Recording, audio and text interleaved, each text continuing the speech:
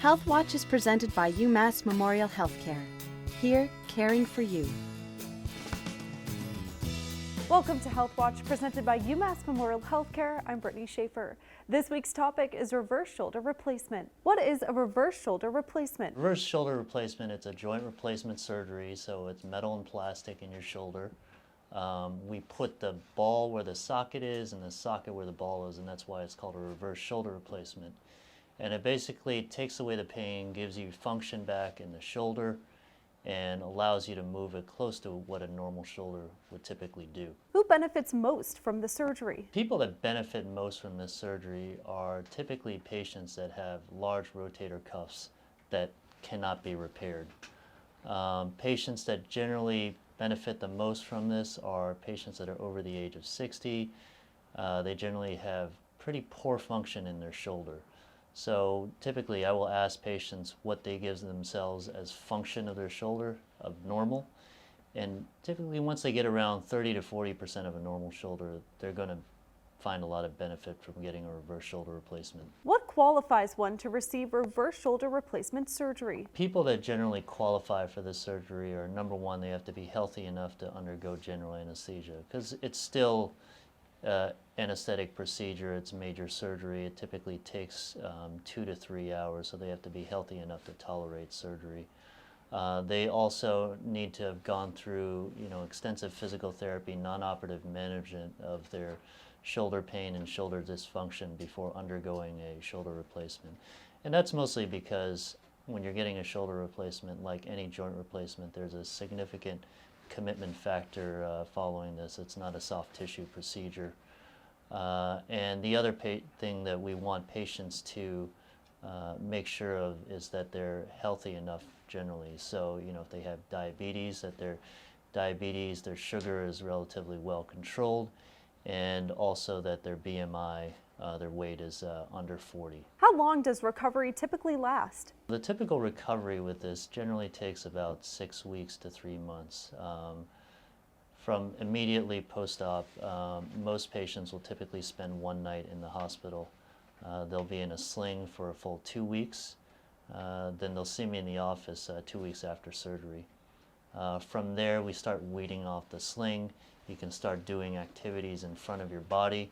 I generally tell patients to avoid pushing up when they get out of a chair, because that puts them at risk for dislocating their shoulder.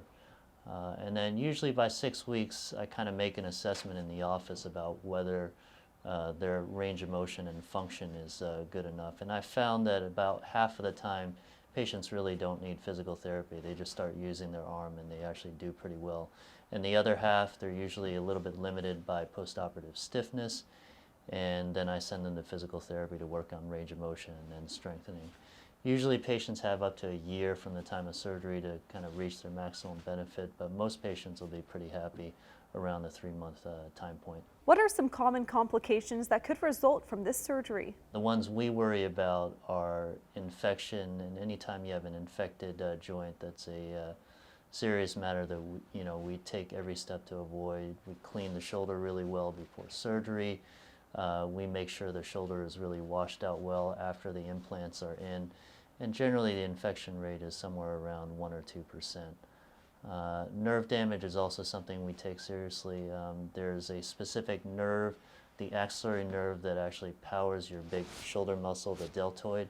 And we take every precaution to make sure that doesn't get damaged during the surgery. And again, about 1 or 2% of the time, the nerve does get irritated, stretched during surgery.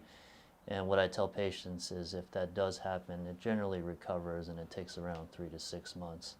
The main issue with reverse shoulder replacements is that there's a risk for dislocation. As surgeons have gotten better at doing the surgery, that dislocation rate has actually come down quite a bit. And like I said before, I tell patients initially within the first 6 weeks not to push up off a chair, because that puts them at risk for dislocating. How is reverse shoulder replacement different from regular shoulder replacement surgery? The regular shoulder replacement, or what we call an anatomic shoulder replacement, looks more like a regular shoulder. So it's a ball on the ball side and a socket on the socket side. We put metal on the ball side and a plastic piece on the socket side or the glenoid side. And it tries to function like a normal shoulder. The way we recommend for patients that undergo this is that they have a functioning rotator cuff, because that allows us to do an anatomic shoulder replacement. And in that instance, with regular or anatomic shoulder replacement, the main difference is that they generally have better range of motion, and I generally tell patients that they have about a 50-pound weight limit. The main difference compared to a reverse shoulder replacement is that for reverse shoulder replacements, I tell patients that they shouldn't lift anything heavier than 25 pounds.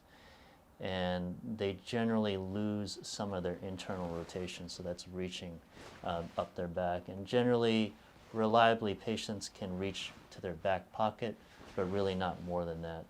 And the weight limit also goes back to what patients can do after surgery.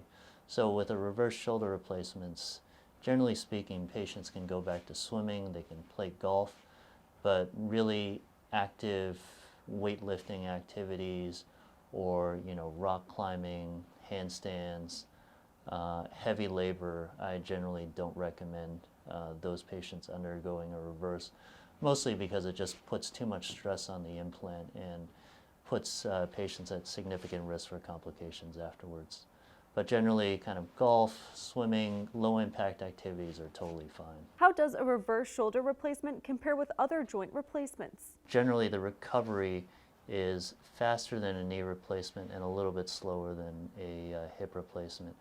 The nice thing with having a shoulder replacement, because it's an upper extremity, is that you can still walk, get out, and do things, and that's why generally the recovery is faster.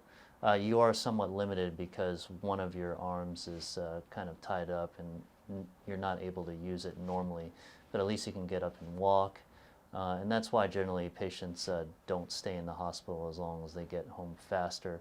And that's probably part of the reason why they generally recover faster than this compared to lower extremity replacements like hips or knees.